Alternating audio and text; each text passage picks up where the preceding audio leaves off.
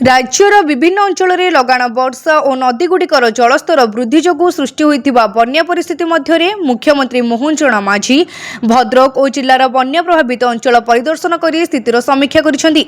मुख्यमंत्री बन्या प्रभावित अंचल स्थिति अनुध्यान करिबा परे भद्रक विभिन्न स्थान में पहुंची बन्या परिस्थिति और रिलीफ रेस्क्यू कार्य संपर्क में समीक्षा करथिले। राज्य में पुनर्बार लगाण वर्षा जोगु केतेक अंचल में बन्या परिस्थिति उद्वेगजनक होइथिबा बेले सरकार समस्त स्थिति उपर तीक्ष्ण नजर रखिथिबा मुख्यमंत्री कहिसेंति। प्रभावित लोकंक निकटरे तुरंत सहायता पहुंचाइबा एवं सेमानक सुरक्षा को सर्वोच्च प्राथमिकता दिया जाइथिबा से स्पष्ट करिसेंति। भद्रक गस्त समय मुख्यमंत्री मंगलपुर, धुसुरी, ओरारी, तिहिड समेत विभिन्न बन्या प्रभावित अंचल परिदर्शन करथिले।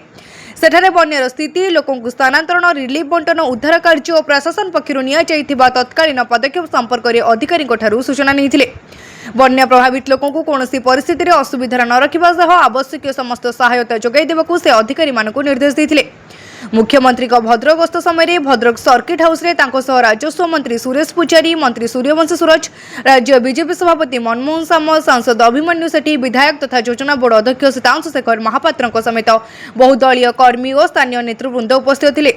सर्किट हाउस रे भोजन पर मुख्यमंत्री पुनर्बार बन्या प्रभावित अंचल अभिमुखे जाई स्थितिर समीक्षा करथिले।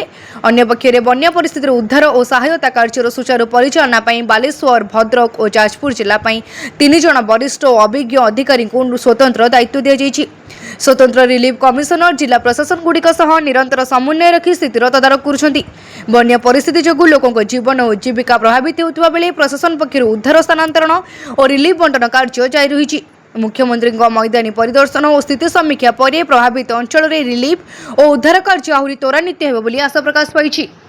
भद्रकरू पुनील कुमार सामंत रिपोर्ट, तीर्थक्षेत्र लाइव।